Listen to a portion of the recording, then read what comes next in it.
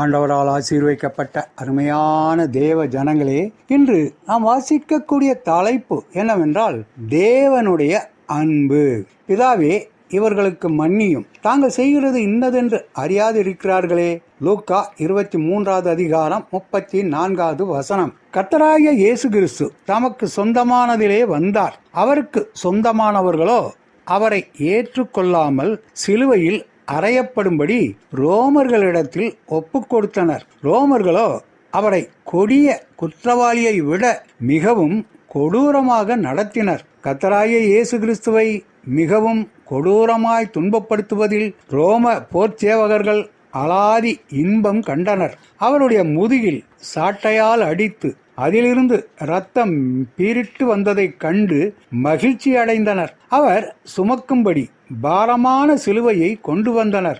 முள்ளுகளினால் ஒரு கிரீடத்தை உண்டு பண்ணி அவருடைய தலையில் வைத்து அடித்தனர். மண்டை ஓட்டையும் மூளையில் உள்ள நரம்புகளையும் முட்கள் ஊடுருவி செல்லும்படி அழுத்தினர். அத்தனை பாடுகளின் மத்தியில் அவருடைய சரீரத்திலுள்ள உறுப்புகளும் செயலிழந்து போகத்தக்கதாய் சரீரம் நடுங்கியிருக்கும். இத்தனை வேதனைகளையும் பாடுகளையும் சகித்து கொண்டவராய் தாம் சிலுவையில் அறையப்படவிருந்த கொல்கொதா என்கிற இளம்பரையில் பாரமான சிலுவையை சுமந்து செல்ல வேண்டியது இருந்தது. அங்கே அவருக்கு வலப்புறத்தில் ஒருவனும் இடப்புறத்தில் ஒருவனுமாக 2 கல்லர்கள் மத்தியில் சிலுவையில் அறையப்பட்டார். போர் சேவகர்கள் அவருடைய அங்கியின் மேல் சீட்டு போட்டு பங்கிட்டு கொண்டனர். அவர்கள் இயேசுவை எள்ளி நகையாடினது மட்டுமன்றி அவருக்கு கசப்பு கலந்த காடியையும் குடிக்க கொடுத்தனர்.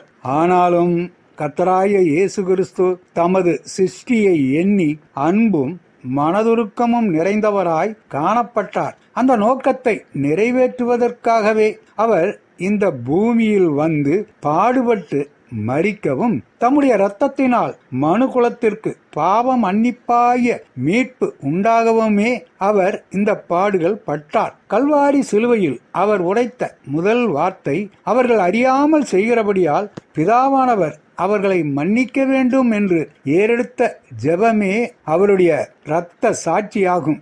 இன்றும் அவர் நமக்காக பிதாவினிடத்தில் பரிந்து பேசிக் கொண்டிருக்கிறார். இவைகளெல்லாம் தேவனுடைய நோக்கம் மற்றும் அவருடைய திட்டத்தின்படியே சம்பவித்தது. பிதாவே, இவர்களுக்கு மன்னியும், தாங்கள் செய்கிறது இன்னதென்று அறியாதிருக்கிறார்களே என்று அவர் ஜெபித்த போது தம்முடைய சிருஷ்டியின் மேல் அவர் கொண்டிருந்த அன்பை நிரூபித்தார். இன்று மற்றவர்களை மன்னிக்கும்படி கர்த்தரிடத்திலிருந்து கற்றுக்கொள்ளுங்கள். கிறிஸ்து உங்களுக்கு மன்னித்தது போல நீங்களும் ஒருவருக்கொருவர் மன்னியுங்கள். கர்த்தாவே, நீர் என்னை மன்னித்தது போல நானும் மன்னிக்க உதவி செய்யும் என்று நாம் நமது தேவனை நோக்கி ஜெபிக்கலாமா?